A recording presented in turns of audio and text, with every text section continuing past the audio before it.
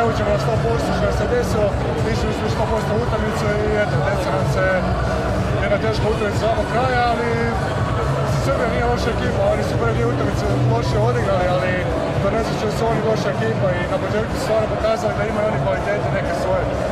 I mi nismo odigrali kao ekipa, malo nesigurnosti, ne na 100% i utakmica može biti opasna. Opet drago mi što smo se izvukli iz toga, pokazali smo eto, neki karakter da možemo, eto, da izgurali smo kraj pobjedu.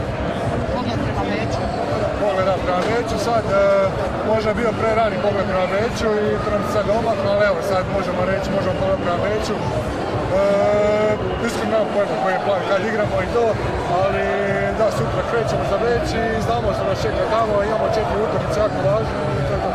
Bilo je malo govora uoči ove utakmice da će se pojedini dio igrača odmoriti, ali na kraju sad malo zbog prirode tekme se bude. Tako je, ovako. Evo vidio si sami kakva utakmica bila. Nastala je malo strka i to u redovima našima i nismo mogli odigrati ono što smo zamislili.